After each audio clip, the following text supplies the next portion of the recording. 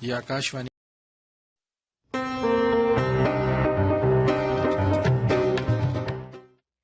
ये है विविध भारती राष्ट्रीय सेवा, देश की सुरीली धड़कन। थोड़ी ही देर में आप सुनेंगे कार्यक्रम सखी सही।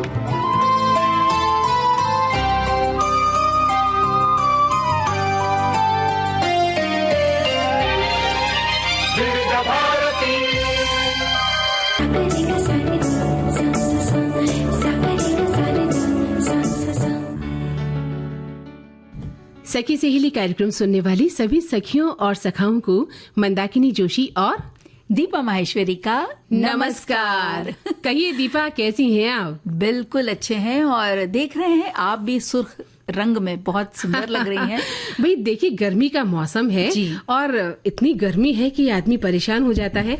ऐसे में थोड़े से कलरफुल अगर आप आ जाते हैं ना तो थोड़ा मन अच्छा लगता है। बिल्कुल है ना। और थोड़ा सा रंग बिरंगा देखना मन को सुकून दे जाता है। कहीं हम भागते भागते स्टूडियो आते हैं तो बाहर तेज धूप अभी यहाँ तो होने लग गई है साथियों मुंबई में। तो जब अगर थोड़े से लेट हो गए, भागते भगाते आते हैं अंदर और ऐसे में अगर कोई सुर्ख रंग का चटकदार रंग का और अच्छे से हंसते हुए अगर स्वागत करते हैं तो फिर क्या ही बात। बिल्कुल सही कहा। और जिंदगी में भी यही होना चाहिए कि हमारे भीतर सुर्ख चटकदार रंग होने चाहिए, है ना। कई बार क्या होता है दीपा, हम इतने परेशान हो जाते हैं, इतने चिंतित हो जाते हैं कि हम अपने अंदर के जो रंग है उनको बेरंगा बना देते हैं, अपने जीवन को बेरंगा बना लेते हैं। जबकि जीवन में इतना कलर होता है कि हम देखते ही नहीं है, हम स्याह रंगों की ओर देखने लग जाते हैं। तो जीवन भी वैसा ही चला जाता है। होना ये चाहिए कि कठिनाइयां तो आने ही वाली है, आएंगी भी, लेकिन अच्छे दिन भी आएंगे। बिल्कुल सही कहा आपने। और कुछ ऐसे ही हमारा ये कार्यक्रम सखी सहेली अलग अलग रंगों से भरा हुआ। बिल्कुल। तो आज हम बहुत सारी बातें और बहुत सारी चीजें लेकर आए। खास खास दिन भी है आज शहीद दिवस है, विश्व मौसम दिवस है। उसके अलावा एक बहुत जरूरी बात जो वैसे तो सब जानते हैं लेकिन इसे बार बार याद करना जरूरी है। रिड्यूस, रीयूज और रिसाइकिल। अपने पर्यावरण का ध्यान रखने के लिए, अपने आसपास की चीजों का ध्यान रखने के लिए, और खास तौर पे भविष्य में जो आने वाली पीढ़ियां हैं उन्हें एक सुरक्षित माहौल देने के लिए, इसके लिए इन 3 ये जो आर्स के सिद्धांत है इस पर हम बात करेंगे। बिल्कुल करेंगे, लेकिन आज पहले तुम कुछ खास लेकर आई हो, उसके बारे में बताओ।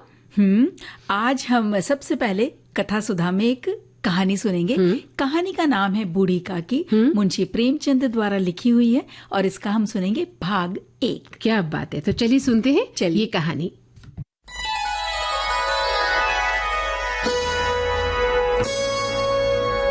कथा सुधा, भाव भरी कहानियों का सागर, जिसकी लहरें कभी मुस्कुराहट सजाएंगी तो कभी आंखें नम कर जाएंगी। सामाजिक सरोकार से लेकर परिवार तक की होंगी बातें।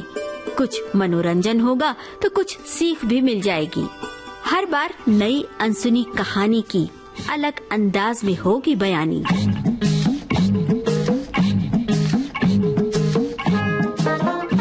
कहानी की मौलिकता बनाए रखते हुए श्रोताओं के लिए कार्यक्रम रोचक और सुगम हो, इसलिए कहानी में थोड़े बहुत बदलाव किए गए हैं।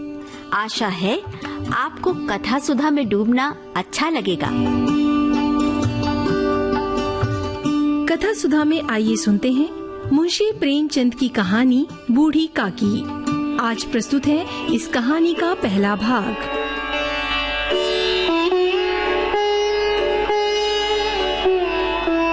बुढ़ापा बहुधा बचपन का पुनरागमन हुआ करता है। बूढ़ी काकी में जिह्वा स्वाद के सिवा और कोई चेष्टा न थी और न अपने कष्टों की ओर आकर्षित करने का रोने के अतिरिक्त कोई दूसरा सहारा ही। समस्त इंद्रियां, नेत्र, हाथ और पैर जवाब दे चुके थे।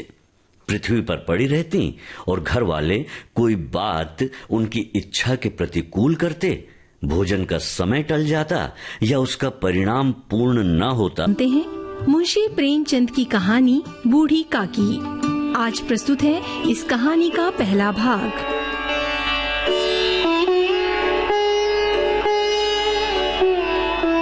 बुढ़ापा बहुधा बचपन का पुनरागमन हुआ करता है। बूढ़ी काकी में जिह्वा स्वाद के सिवा और कोई चेष्टा न थी और न अपने कष्टों की ओर आकर्षित करने का रोने के अतिरिक्त कोई दूसरा सहारा ही। समस्त इंद्रियां, नेत्र, हाथ और पैर जवाब दे चुके थे। पृथ्वी पर पड़ी रहती और घर वाले कोई बात उनकी इच्छा के प्रतिकूल करते, भोजन का समय टल जाता या उसका परिणाम पूर्ण न होता, अथवा बाजार से कोई वस्तु आती और न मिलती तो ये रोने लगती थीं। उनका रोना सिसकना साधारण रोना ना था। वे गला फाड़ फाड़ कर रोती थीं। उनके पतिदेव को स्वर्ग सिधारे कालांतर हो चुका था।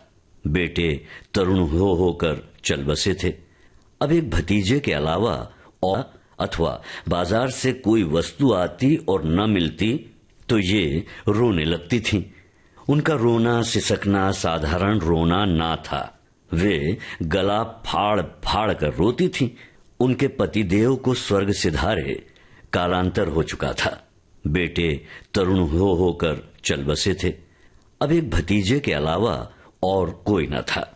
उसी भतीजे के नाम उन्होंने अपनी सारी संपत्ति लिख दी। भतीजे ने सारी संपत्ति लिखाते समय खूब लंबे चौड़े वादे किए, किंतु वे सब वादे केवल कुली डिपो के दलालों को दिखाए हुए सब्जबाग थे। यद्यपि उस संपत्ति की वार्षिक आय 150-200 रुपए से कम न थी, तथापि बूढ़ी काकी को पेट भर भोजन भी कठिनाई से मिलता था। इसमें उनके भतीजे पंडित बुद्धिराम का अपराध था अथवा उनकी अर्धांगिनी श्रीमती रूपा का, इसका निर्णय करना सहज नहीं। बुद्धिराम स्वभाव से सज्जन थे, किंतु उसी समय जब तक कि उनके कोष पर आंच न आए। रूपा स्वभाव से तीव्र थी सही, पर ईश्वर से डरती थी। अतएव बूढ़ी काकी को उसकी तीव्रता उतनी न खलती थी जितनी बुद्धिराम की भलमनसाहत। बुद्धिराम को कभी कभी अपने अत्याचार का खेद होता था। विचारते कि इसी संपत्ति के कारण मैं इस समय भला मानुष बना बैठा हूं। यदि भौतिक आश्वासन और सूखी सहानुभूति से स्थिति में सुधार हो सकता हो, उन्हें कदाचित कोई आपत्ति न होती, परंतु विशेष व्यय का भय उनकी सुचेष्टा को दबाए रखता था। यहां तक कि यदि द्वार पर कोई भला आदमी बैठा होता और बूढ़ी काकी उस समय अपना राग अलापने लगती तो वो आग हो जाते और घर में आकर उन्हें जोर से डांटते। लड़कों को बुढ़ों से स्वाभाविक विद्वेष होता ही है, और फिर जब माता पिता का ये रंग देखते तो वे बूढ़ी काकी को और सताया करते। कोई चुटकी काटकर भागता, कोई इन पर पानी का कुल्ला कर देता। काकी चीख मारकर रोती, परंतु ये बात प्रसिद्ध थी कि वो केवल खाने के लिए रोती है। अतएव उनके संताप और आर्तनाद पर कोई ध्यान नहीं देता था। हाँ, काकी क्रोधातुर होकर बच्चों को गालियां देने लगती तो रूपा घटनास्थल पर आ पहुंचती। इस भय से काकी अपने जिह्वा कृपाण का कदाचित ही प्रयोग करती थी। यद्यपि उपद्रव शांति का ये उपाय रोने से कहीं अधिक उपयुक्त था। संपूर्ण परिवार में यदि काकी से किसी को अनुराग था तो वो बुद्धिराम की छोटी लड़की लाडली थी। लाडली अपने दोनों भाइयों के भय से अपने हिस्से की मिठाई चबेना बूढ़ी काकी के पास बैठकर खाया करती थी। यही उसका रक्षागार था। और यद्यपि काकी की शरण उनकी लोलुपता के कारण बहुत महंगी पड़ती थी, तथापि भाइयों के अन्याय से सुरक्षा कहीं सुलभ थी तो बस यहीं। इसी स्वार्थानुकूलता ने उन दोनों में सहानुभूति का आरोपण कर दिया था।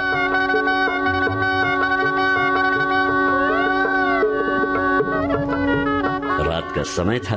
बुद्धिराम के द्वार पर शहनाई बज रही थी और गांव के बच्चों का झुंड विस्मयपूर्ण नेत्रों से गाने का रसास्वादन कर रहा था।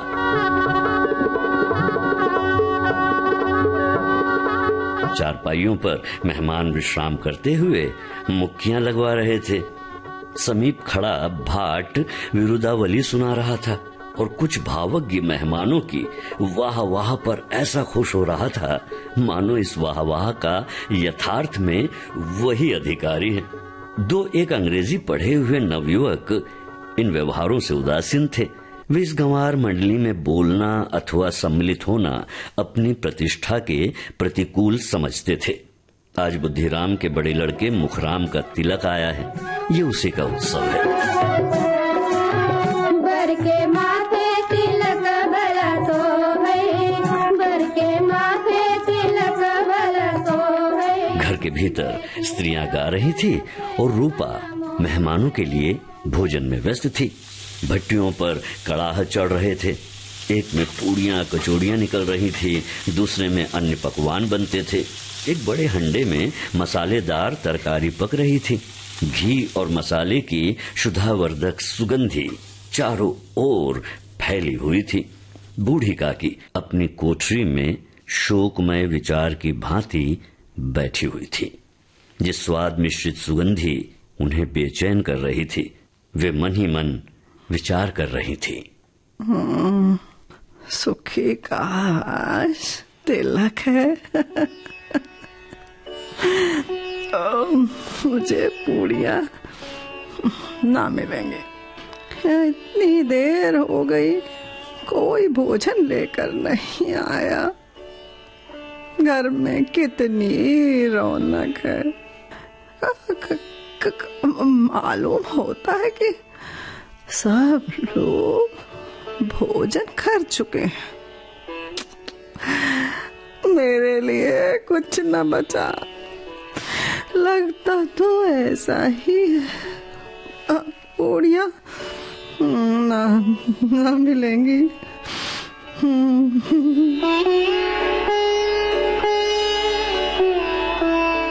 ये सोचकर उन्हें रोना आया, परंतु अपशकुन के भय से वो रो ना सकी। आहा, कैसी सुगंधी है। कि ना अब मुझे कौन पूछता है? कौन पूछता है? हाँ, जब रोटियों के ही लाले पड़े हैं तब ऐसे भाग्य कहाँ के भर पेट पूड़ियां मिलेंगी।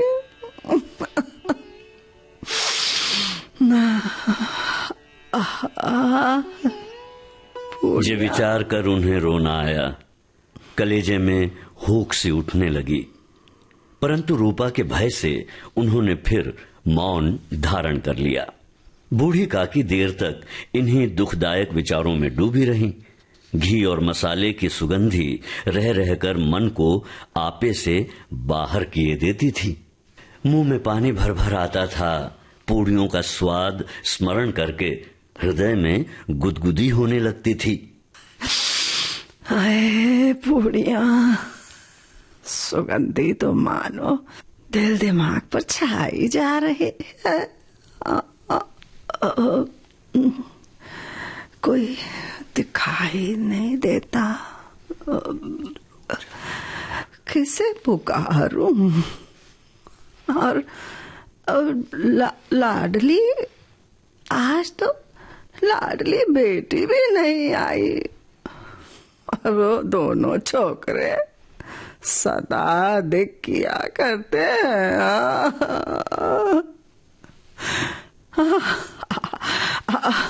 आज उनका भी कहीं पता नहीं।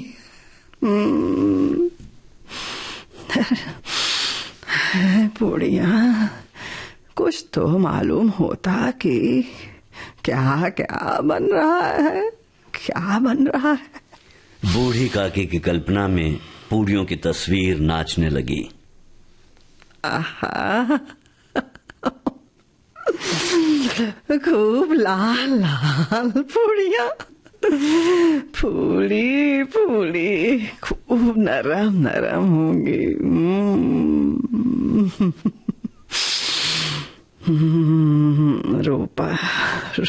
रूपा ने तो भली भांति भोजन किया होगा भाई, बेटे का तिलक। कचौरियों में वो अजवाइन और इलायची की महक आ रही होगी।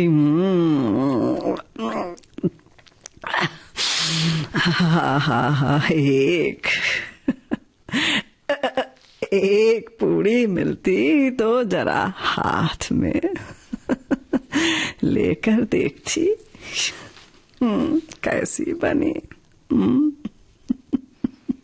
हाँ तो क्यों ना चलकर कड़ा के सामने ही बैठ जाऊं। पूड़ियाँ छन छन कर तैयार होंगी, कड़ा से गर्मा गर्म निकल कर थाल में रखी जाती होंगी।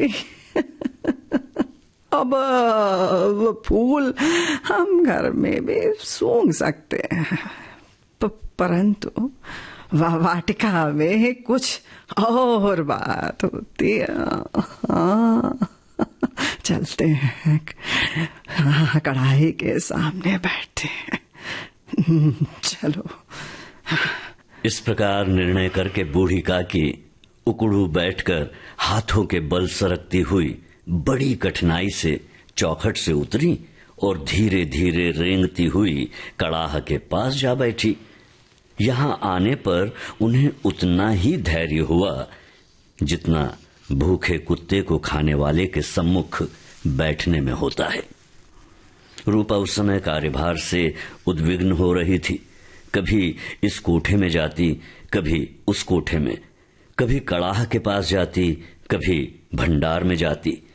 किसी ने बाहर से आकर कहा, महाराज ठंडई मांग रहे हैं। ठंडई देने लगी।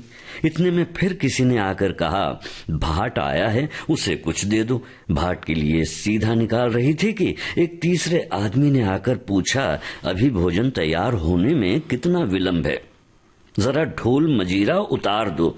बेचारी अकेली स्त्री दौड़ते दौड़ते व्याकुल हो रही थी, झुंझलाती थी, कुढ़ती थी, परंतु क्रोध प्रकट करने का अवसर न पाती थी। भय होता कहीं पड़ोसी ने ये न कहने लगे कि इतने में उबल पड़ी। प्यास से स्वयं कंठ सूख रहा था, गर्मी के मारे फूंकी जाती थी, परंतु इतना अवकाश न था कि जरा पानी पी ले अथवा पंखा लेकर झले। ये भी खटका था कि जरा आंख हटी और चीजों की लूट मची।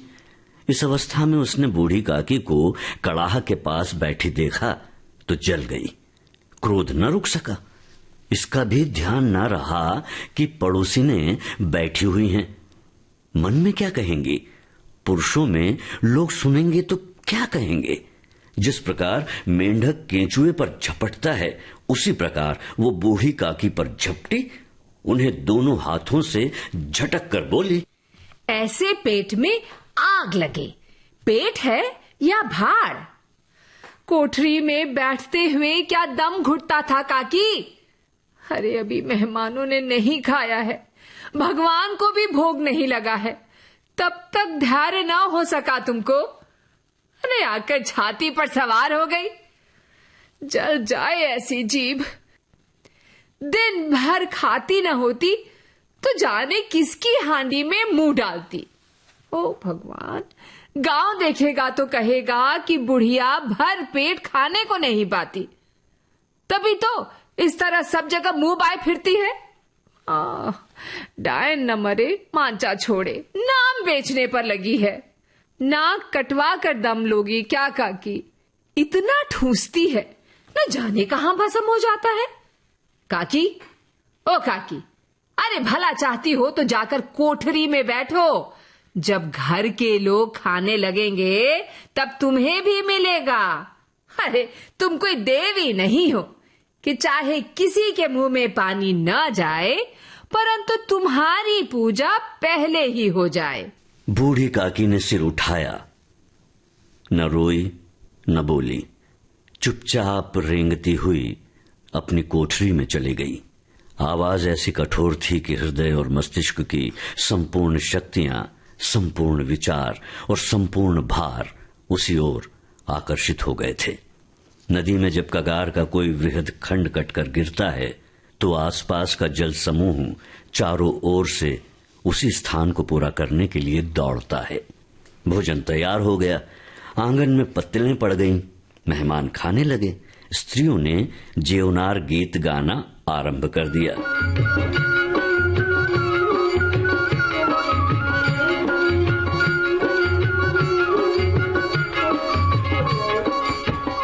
मेहमान और सेवकगण भी उसी मंडली के साथ भोजन करने लगे, परंतु सभ्यतानुसार जब तक सबके सब ना खा चुके कोई उठ नहीं सकता था। दो एक मेहमान जो कुछ पढ़े लिखे थे, सेवकों के दीर्घ आहार पर झुंझला रहे थे। वे इस बंधन को व्यर्थ और बेकार की बात समझते थे। बूढ़ी काकी अपनी कोठरी में जाकर पश्चाताप कर रही थी। हाय रे करम, मैं कहां से कहां आ गई, भला बताओ। अब इसमें रूपा की क्या गलती है? क्या जल्दबाजी थी, क्यों चली गई वहां? मुझे नहीं जाना चाहिए था। अब सच ही तो है, जब तक मेहमान लोग भोजन न कर चुकेंगे भला घर वाले कैसे खाएंगे? मती मारी गई थी, मेरी मती मारी गई थी। मुझसे इतनी देर भी न रहा गया, भला सबके सामने पानी उतर गया। अब जब तक कोई बुलाने नहीं आएगा मैं न जाऊंगी। हाँ, कह देती हूँ, न जाऊंगी। मैं कहाँ से कहाँ आ गई।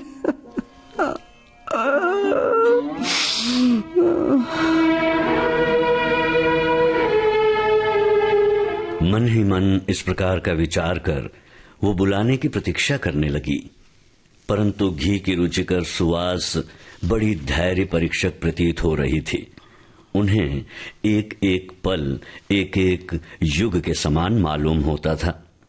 अब पत्तल बिछ गई होगी, अब मेहमान आ गए होंगे, लोग हाथ पैर धो रहे होंगे और मंगलू पानी दे रहा है।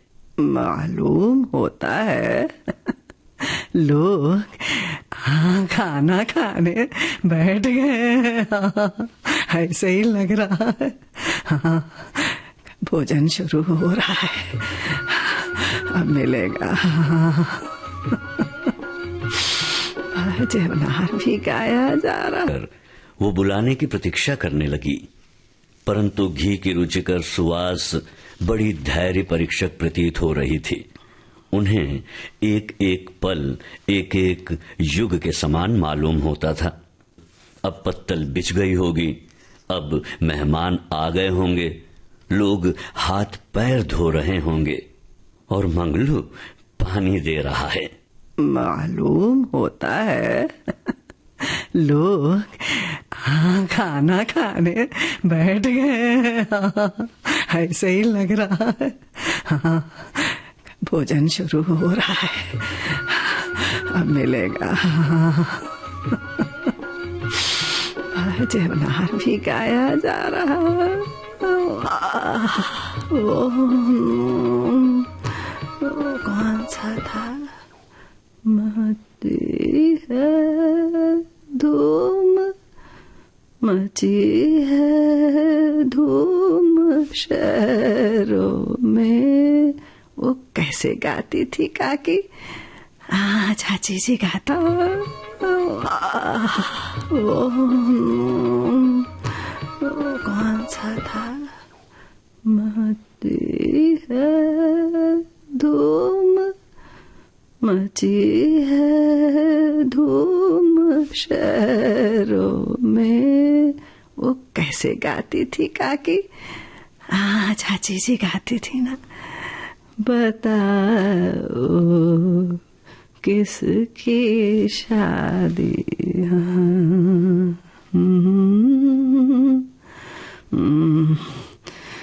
धूम शहर।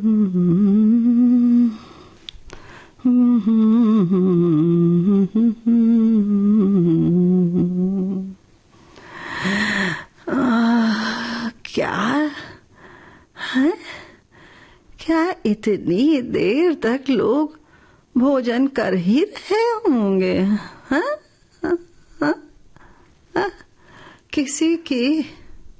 किसी की आवाज सुनाई नहीं देती। हाँ, अवश्य ही लोग खा पी कर चले गए होंगे। यही गति है।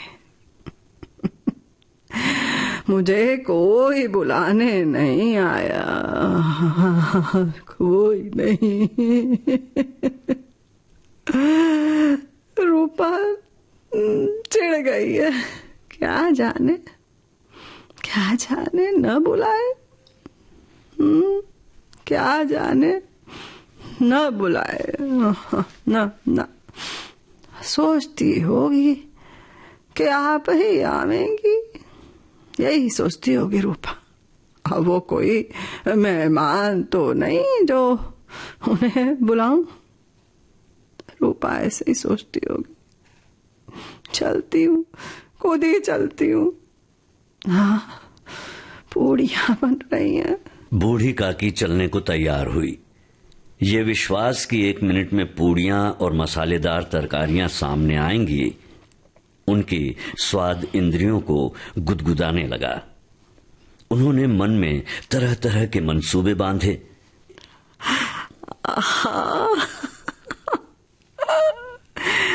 पूड़ियां,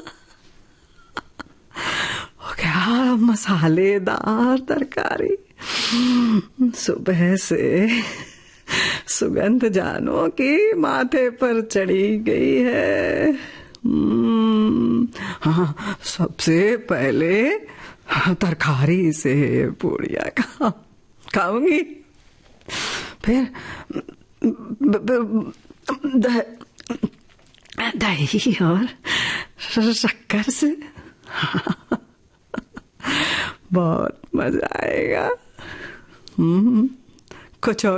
कचौरियां तो रायते के साथ मजेदार मालूम होंगी। क्या सुगंधी है, बहुत बढ़िया। अब चाहे कोई बुरा माने, अब चाहे भला, कह देती हूँ मैं तो मांग मांग कर खाऊंगी। हाँ, सुखी का तिलक जो आया है। यही ना लोग कहेंगे कि इन्हें विचार नहीं। हाँ, तो कहा करें। इतने दिन बाद पूड़ियां मिल रही हैं। तो मुंह जूठा करके थोड़े ही उठ जाऊंगी, खाऊंगी, चक्कर खाऊंगी। हाँ, कह देती हूँ। चलती हूँ। वो कुड़ू बैठकर सरकते हुए आंगन में आई, परंतु हाय दुर्भाग्य, अभिलाषा ने अपने पुराने स्वभाव के अनुसार समय की मिथ्या कल्पना की थी। मेहमान मंडली अभी बैठी हुई थी।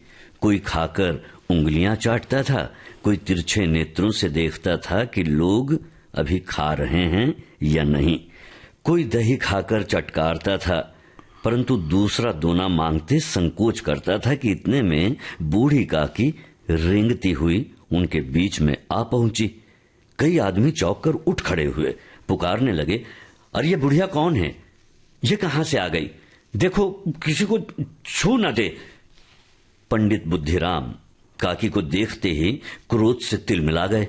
पूड़ियों का थाल लिए खड़े थे, थाल को जमीन पर पटक दिया और जिस प्रकार निर्दयी महाजन अपने किसी बेईमान भगोड़े कर्जदार को देखते ही उसका टेटुआ पकड़ लेता है, उसी तरह लपक कर उन्होंने काकी के दोनों हाथ पकड़े और घसीटते हुए लाकर उन्हें अंधेरी कोठरी में धम्म से पटक दिया।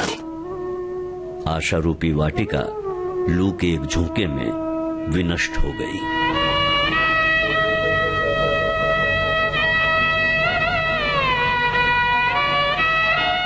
कथा सुधा में अभी आप सुन रहे थे मुंशी प्रेमचंद की कहानी बूढ़ी काकी। आज आपने सुना इस कहानी का पहला भाग। पात्र परिचय इस प्रकार: सूत्रधार जी श्याम, बूढ़ी काकी रेणु चतुर्वेदी, रूपा राजश्री त्रिवेदी, लाडली नेहा शर्मा, प्रस्तुतकर्ता अनुश्री पाठक, परिकल्पना और निर्देशन रेणु चतुर्वेदी। कहानी आगे क्या मोड़ लेगी, ये जानने के लिए सुनिए कहानी का दूसरा और अंतिम भाग अगले हफ्ते।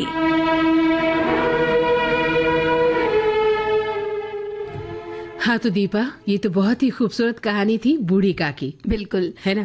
बिल्कुल एक गला सा भर जाता है जब उनकी दूरदर्शा और उनके अंतर मन को जब हम समझने लगते हैं और कहानी में खो जाते हैं। और अब बिल्कुल इंतजार है भाग 2 का। बिल्कुल, लेकिन अभी हम एक संदेश इस एक संदेश में शामिल है। सब ने शहीद दिवस की को याद करते हुए, हमारे शहीदों को याद करते हुए श्रद्धांजलि दी है। जी बिल्कुल सही कहा। और आपको याद है आज ही विश्व मौसम दिवस भी है। जी बिल्कुल, क्योंकि बहुत सारे संदेश उसके लिए भी आया है और यही एक संदेश हमने चुना है। उसमें से ये कहता है ये संदेश कि विश्व मौसम विज्ञान दिवस हर साल 23 मार्च को मनाया जाता है, जो 1950 में विश्व मौसम विज्ञान संगठन की स्थापना की याद दिलाता है। हाँ, और इसका उद्देश्य मौसम और जलवायु में बदलाव, आपदा प्रबंधन और सुरक्षा के प्रति जागरूकता बढ़ाना है। और ये दिन संयुक्त राष्ट्र की विशेष एजेंसी द्वारा वैश्विक जलवायु चुनौतियों और वैज्ञानिक विकास को रेखांकित करता है, जो सुरक्षा और कृषि के लिए आवश्यक भी है। जी बिल्कुल। और ये सारे संदेश पढ़कर इतना अच्छा लग रहा है मंदाकिनी जी, कि हमारे इतने सारे श्रोताओं ने मौसम दिवस के लिए बहुत सारी बातें लिखी, बहुत सारी जानकारी लिखी हैं। लेकिन पढ़ेंगे हम उन्हें भी। पहले सुन लेते हैं एक गीत। बिल्कुल, देखिए हमारे दोस्त जो हैं, श्रोता लोग हैं, वो तो हर दिवस पर भरपूर लिखते हैं जी। और हाँ, इस बार भी उन्होंने बहुत कुछ लिखा है, लेकिन उन सबका उद्देश्य यही है दीपा कि जो मौसम विभाग है उसका जो उद्देश्य है वो जीवन और आजीविका की सुरक्षा करना है जी। तो वो कह रहे हैं कि समय रहते हमें चेत जाना चाहिए, ताकि जो है जानमाल के नुकसान को हम कम कर सकें। साथ ही आने वाली आपदा से निपटने के लिए जो भी जरूरी है वो कदम हमें उठा लेने चाहिए। इसलिए जो मौसमी घटनाओं की निगरानी और उनकी भविष्यवाणी को हम जितनी सटीकता से हो उसे कम देखें, ध्यान दें कि मौसम के बारे में क्या कहा जा रहा है। जी हाँ। और जैसे हर साल थीम होती है, तो इस साल की थीम है आज का अवलोकन, कल की सुरक्षा, यानी ऑब्जर्विंग टुडे, प्रोटेक्टिंग टुमारो। बिल्कुल। तो अगर आज हम ध्यान नहीं रखेंगे तो हम कल को बचा नहीं सकेंगे। बिल्कुल, तभी हमारा कल सुरक्षित होगा जब हम आज के महत्व को समझेंगे। जी। मौसम तो आता जाता रहता है, बिल्कुल, है ना? लेकिन हाँ, मौसम के बारे में हमें सतर्क रहना बहुत जरूरी भी है। जी बिल्कुल, क्योंकि कितना भी मेहनत, जैसे ये गीत में कहा कि किस्मत नहीं बदलती, लेकिन बात ये सही है कि अगर मेहनत करें तो किस्मत भी हम बदल सकते हैं। बिल्कुल। और इसके अलावा हम बहुत सारी बातें आज करने वाले हैं। भाई आपने एक बहुत ही महत्वपूर्ण टॉपिक आज रखा है, रिड्यूस, रीयूज और रिसाइकल। जी बिल्कुल, बहुत जरूरी है ये। आज जब कंज्यूमर कल्चर आ गया ना, हर चीज खरीदना, देखना ही नहीं कि घर में है या नहीं, उसकी जरूरत है या नहीं, हम ये सब चीजों को छोड़ करके बिल्कुल हम हर चीज खरीदने पे या फेंकने पे ही लगे रहते हैं। बिल्कुल। और इससे न केवल प्राकृतिक संसाधन जो हमारे हैं, पेड़, पानी, खनिज, ये तेजी से खत्म तो हो ही रहे हैं, बल्कि कचरे के ढेर की तरह पहाड़ बनते चले जा रहे हैं। बिल्कुल सही कहा। और पर्यावरण संरक्षण और हमारी आने वाली पीढ़ी की सुरक्षित भविष्य के लिए बहुत जरूरी है कि आज से ही हम बचत करना शुरू करें प्राकृतिक संपदा की, जैसे कि बिजली की बचत करें, पानी की, पेड़ पौधे, विलुप्त होते जानवरों की जो जातियां हैं उन पर भी हमें ध्यान देना बहुत ज्यादा जरूरी हो गया है। तो जैसे आपने ये 3 शब्द लिए, रिड्यूस, रीयूज, रिसाइकल, इन्हें लोकप्रिय तरीके से कहा जाता है 3 Rs।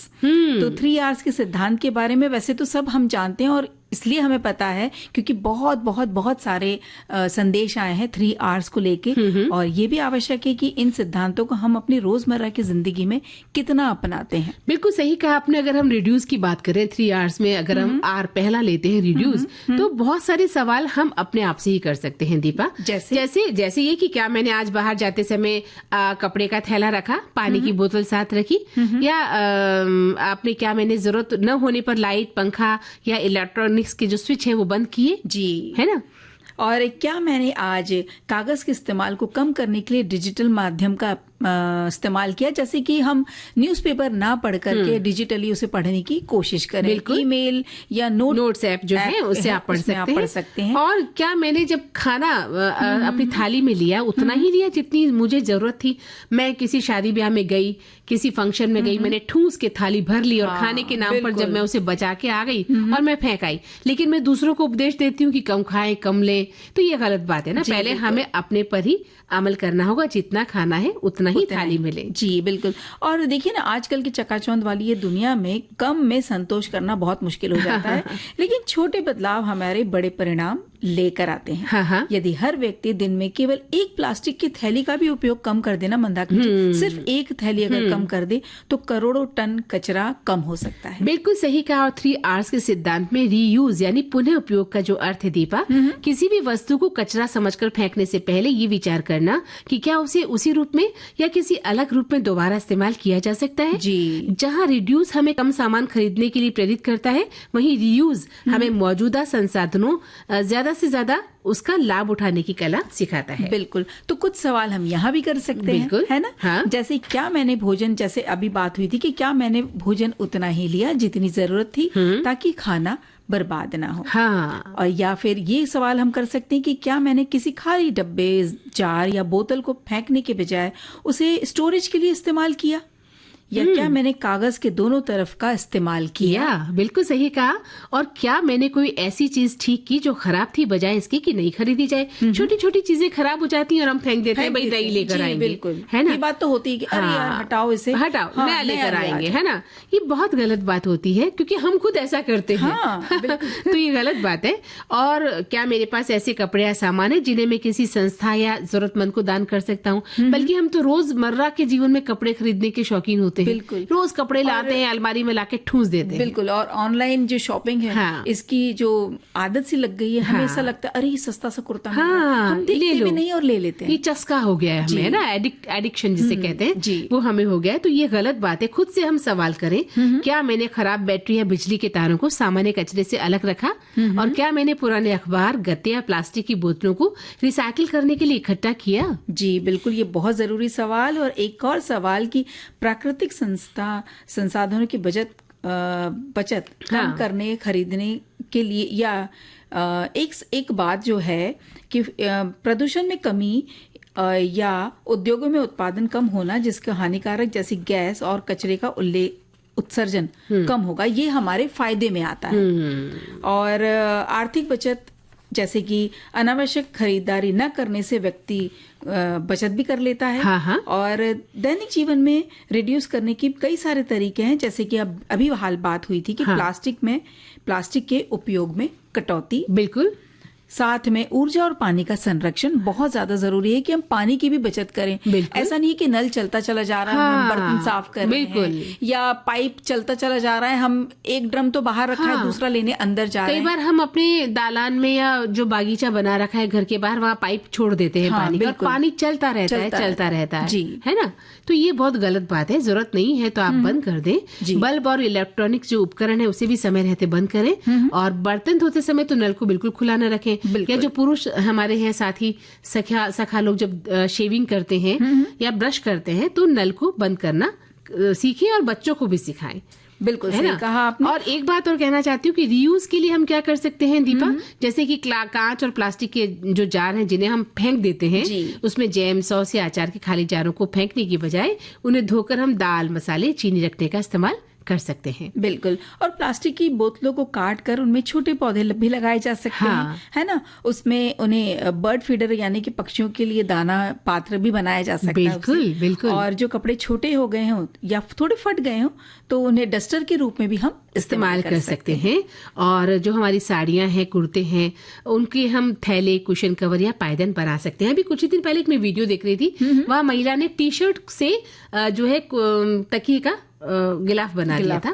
बहुत ही प्यारे तरीके से वो बना रही थी, और उसको उन्होंने नए के नए टी शर्ट जो नहीं पहनते हैं या छोटे हो गए हैं, कोई भी कारण हो सकता है, उसका उन्होंने यूज इस तरह से करा। बिल्कुल।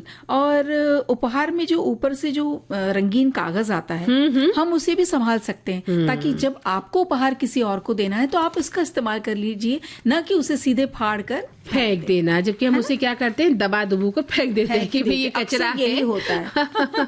इस तरह की बात। लेकिन हमने देखा है कुछ माता पिता ने अपने बच्चों को सिखाया, मैंने ऐसे बच्चे देखे हैं जो बहुत ही तरतीब से गिफ्ट को खोलते हैं अपनी कैंची से और उन कागजों को संभाल कर रखते हैं कि किस तरह से उसे दिया गया था। जी, है ना। अब देखिए ना, रीयूज केवल एक आदत नहीं है मंदाकिनी जी, बल्कि एक जिम्मेदार जीवन शैली है। यह हमें ये सिखाता है कि हर वस्तु मूल्यवान है, और जब हम वस्तुओं को दोबारा इस्तेमाल करते हैं तो हम आने वाली पीढ़ी के लिए एक सुंदर, स्वच्छ, सुरक्षित पृथ्वी छोड़ रहे हैं। बिल्कुल। और जो अब बात कर रही थी 3Rs के सिद्धांत की, तो उसके लिए रिसाइकल जो है बहुत महत्वपूर्ण चरण है दीपा। इसका अर्थ है ऐसी वस्तुओं को जिनका उपयोग रिड्यूस कम नहीं किया जा सकता या जिन्हें दोबारा इस्तेमाल रीयूज नहीं कर सकते, उन्हें कच्चे माल के रूप में संसाधित करके हम नए उत्पाद में बदल सकते हैं। बिल्कुल। तो ये शुरुआत हम अपने घर के डस्टबिन से भी कर सकते हैं। यदि हम गीला कचरा, जो ये रसोई का कचरा होता है, और सूखा कचरा जैसे कि कागज, प्लास्टिक, धातु वगैरह, उन्हें अलग कर सकते हैं। नहीं करेंगे तो रिसाइकल होने वाली चीजें भी दूषित होकर बेकार हो जाएंगी। तो हमेशा गीले और यानी नीले और हरे डस्टबिन का सही उपयोग हमें करना चाहिए। और पुराने जो समाचार पत्र हमारे यहाँ ढेर सारे इकट्ठे हो जाते हैं, बच्चों की कॉपी किताबें, ऑनलाइन डिलीवरी के साथ आने वाले कार्डबोर्ड बॉक्स, सबसे आसानी से रिसाइकल होने वाली चीजें हैं।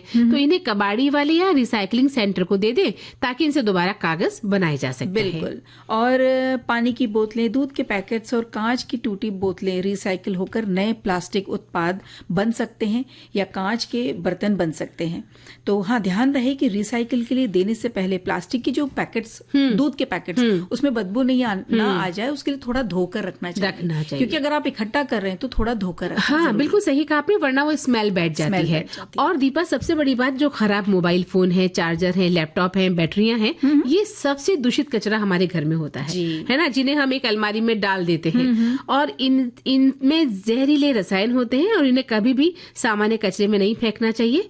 इन्हें केवल प्रमाणित ई वेस्ट कलेक्शन सेंटर पर ही देना चाहिए, जहां इन्हें सुरक्षित तरीके से रिसाइकिल किया जा सके। ये बहुत ज्यादा जरूरी है। अक्सर हम इन्हें इसी तरह से ही उठा के फेंक देते हैं। इसका गलत इस्तेमाल भी हो सकता है ना। अब देखिए, रसोई से निकलने वाले फल और सब्जी के छिलकों को जैविक रूप से रिसाइकिल किया जा सकता है। इन्हें मिट्टी में दबाकर या कंपोजिट बिन में डालकर बेहतरीन जैविक खाद बनाई जा सकती है, जो आपके घर के पौधों के लिए काम आती है। बिल्कुल सही कहा। इसलिए समय आ गया है खुद से सवाल करने का। जी, क्या हाँ, ये सवालों की ही तो दुनिया है, जहां हम जवाब तो चाहते हैं लेकिन खुद से सवाल कभी नहीं करते हैं। जी। हम सोचते हैं कि सामने वाले को हम सवाल पूछे और तुरंत जवाब मिल जाए, लेकिन खुद से सवाल कीजिए ना, उसका जवाब क्या मिलता है। आपने नया तरीका निकाला। खुद से सवाल करें। खुद से सवाल करें कि क्या आज मैंने सूखा कचरा और गीला कचरा अलग अलग अलग डस्टबिन में डाला। और क्या मैंने रसोई के कचरे यानी कि सब्जियों के छिलके को खाद बनाने के लिए अलग रखा। और क्या मैंने पुराने अखबार, गत्ते या प्लास्टिक की बोतलों को रिसाइकिल करने के लिए इकट्ठा किया। या क्या मैंने खराब बैटरी या बिजली के तारों को सामान्य कचरे से अलग रखा। जी, तो कुछ सवाल खुद से करने से पता चलता है कि आपको इससे क्या फायदा होने वाला बिल्कुल है ना। और अब हमें क्या फायदा होने वाला। फायदा एक गीत का। एक संदेश है मंदाकिनी जी कि आज के दौर में नया खरीदना कूल नहीं है, बल्कि पुराने को नया बनाना असली बुद्धिमानी है। जैसे कि हमने बात की रिड्यूस के बारे में, वो कह रहे हैं, और ये संदेश मिनिमलिज्म के बारे में बात करता है कि जितना कम सामान उतना कम तनाव। साथ में वो कहता है कि फास्ट फैशन का बिल्कुल त्याग कर दें। हर हफ्ते नए कपड़े लेना ये कोई बुद्धिमानी की बात नहीं है। अब साइकिलिंग यानी कि पुरानी कांच की बोतलों को लैंप बनाकर या पुरानी जीन्स को कूल बैग में बदल देना, ये भी वो बताता है संदेश। स्वैप कल्चर कहता है कि दोस्तों के साथ किताबें, कपड़े या गैजेट्स का एक्सचेंज करें, तो इससे भी हम बहुत पर्यावरण का हम ध्यान रख सकते हैं। साथ में जो हमने बातें की ई वेस्ट के बारे में, सेग्रीगेशन यानी कि गीला और सूखा कचरा अलग करना, इस बारे में भी बात कर रहा है वो। एक चौथा आर के बारे में भी संदेश कहता है कि रिफ्यूज करना यानी कि जबरदस्ती कुछ चीज लेना या देने के लिए भी आप मना करना सीखें। हाँ, क्या बात है, बहुत अच्छी बात लिखी है। और दीपा, हमारे पास बहुत थोड़ा वक्त है जी, भूख भी लग गई है ना, कुछ खा ले। हाँ, क्योंकि आज बहुत सारे संदेश आए हैं और उसको उन संदेशों को पढ़ के लग रहा है कि हाँ, हांडवो जो है, ये जो व्यंजन है बहुत ज्यादा लोगों में लोकप्रिय भी है और पसंदीदा। अच्छा, तो क्या है हांडवो, बताइए कैसे बनाया जाता है।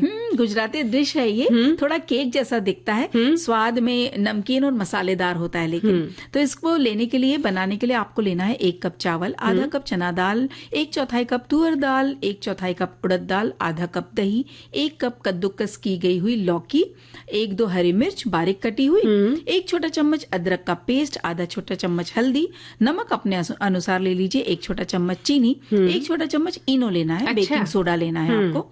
और तड़के के लिए लेना है 2 बड़े चम्मच तेल, 1 छोटा चम्मच राई, 1 छोटा चम्मच तिल, 7-8 कड़ी पत्ते। अब कैसे बनाना है? बताइए कैसे भिगोना और पीसना है इसे। अरे, मुझे लगता है कि हमारे श्रोता ने तो बहुत अच्छे तरीके से समझा दिया है कि चावल और सभी दालों को 5-6 घंटे भिगो दे, फिर इसे मोटा पेस्ट बनाकर पीस ले। ज्यादा पतला नहीं होना चाहिए। इसमें दही डालकर 6 से 8 घंटे यानी रात भर ढककर रख दे, ताकि हल्का खट्टापन आ जाएगा। अब इसमें लौकी, हरी मिर्च, अदरक, हल्दी, नमक और थोड़ा सा चीनी मिलाएं। पकाने से ठीक पहले इसमें खाने वाला सोडा डालकर हल्के से मिला ले। एक कढ़ाई या प्रेशर कुकर में तेल गरम करें, राई, तिल और कड़ी पत्ते डालें। अब तैयार बैटर इसमें डाल दें। फिर क्या करना है? धीमी आंच पर इसे पकाना है, ढककर 20-25 मिनट धीमी आंच पर। और नीचे से क्रिस्पी और ऊपर से सॉफ्ट ये होना चाहिए। हल्का सुनहरा होने पर दूसरी तरफ भी आप इसे मतलब पलट दें। पलट कर भी आप इसे बना सकते हैं। तो अगर आपको ऊपर से कुरकुरा बहुत पसंद है तो इसे हरी चटनी और इमली की चटनी के साथ गरम गरम परोसे। तो चलिए इसका आनंद उठाते हैं और सुनते हैं गीत भी। चलिए।